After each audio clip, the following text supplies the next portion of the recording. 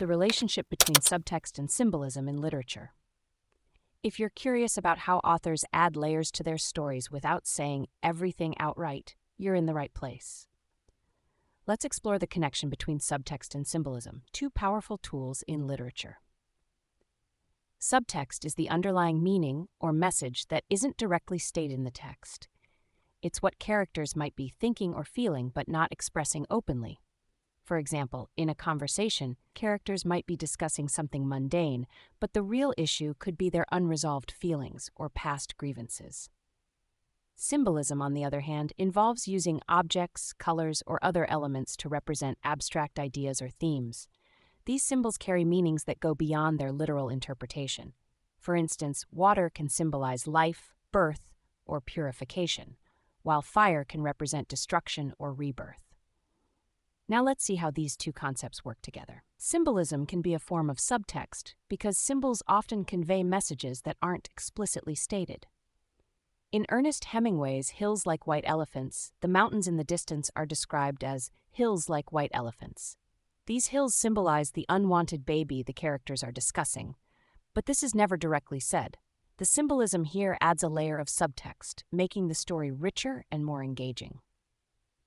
In narrative descriptions, subtext can be implied through the use of symbols. For example, a character's cluttered home might symbolize their internal turmoil or sense of disorder. This description hints at deeper meanings without stating them outright. Subtext and symbolism also work together to create tension and foreshadow future events. In a story, a character frequently encountering broken mirrors might symbolize their fractured self-image or internal conflict.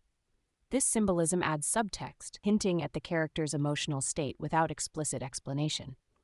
In addition, subtext can be used to critique societal norms or themes.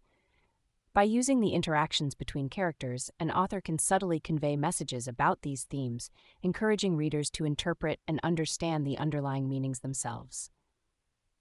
To incorporate subtext and symbolism effectively, authors need to trust their readers to pick up on the subtle cues.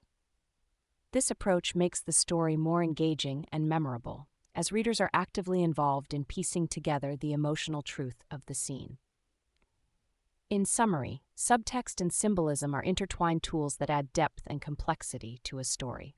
By using symbols to convey underlying messages and hinting at deeper meanings through subtext, authors create narratives that are both layered and engaging. This combination encourages readers to engage more deeply with the text, making the reading experience more rewarding and memorable.